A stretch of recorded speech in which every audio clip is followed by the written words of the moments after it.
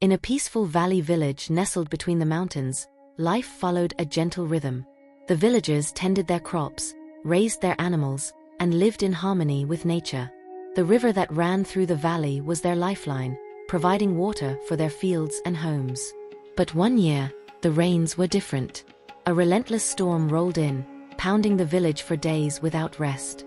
The river swelled beyond its banks, transforming into a raging torrent that tore through the village, sweeping away homes, crops, and livestock. Panic spread through the village like wildfire. People ran frantically, trying to save what little they could. Some climbed to higher ground, clutching their children and belongings, while others watched helplessly as the floodwaters consumed their homes. The air was thick with fear and desperation, as the villagers were powerless against the force of nature. High on a hill overlooking the village sat an old man, known by many as the village sage. He was a figure of wisdom, often sought after for advice during times of difficulty. Unlike the rest of the villagers, the old man was sitting quietly, meditating under a large tree, seemingly unfazed by the chaos below. A young villager, drenched and trembling with fear, climbed the hill to seek guidance from the sage. "Why aren't you worried?" the young man asked, his voice shaky. "The flood is destroying everything. How can you sit here calmly while everything we have worked for is being swept away?" The sage opened his eyes slowly, his expression serene. "The flood is beyond my control," he said softly. "I cannot stop the rain, nor can I command the river to return to its banks. Worrying, fear, and panic will not change the outcome. The water will rise, and eventually, it will recede. The only thing I can control is my mind and my actions. By staying calm, I can think clearly and act wisely when the time comes to rebuild." The young man, still trembling, was confused by the sage's words. "But how can you remain so calm in the face of such destruction?" he asked. The sage smiled and gestured to the valley below.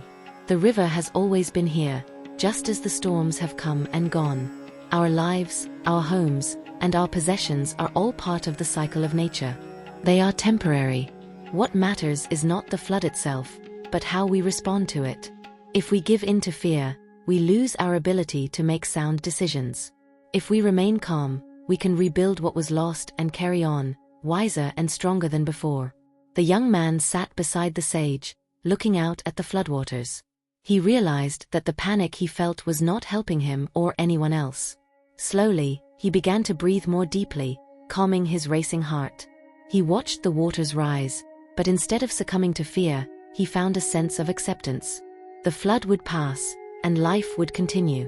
When the rains finally stopped and the waters receded, the villagers who had panicked found themselves exhausted, mentally and physically drained.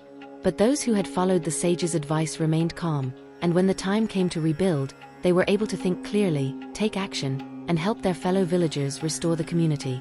The flood became a distant memory, but the lesson of the sage's calmness lived on in the hearts of the villagers.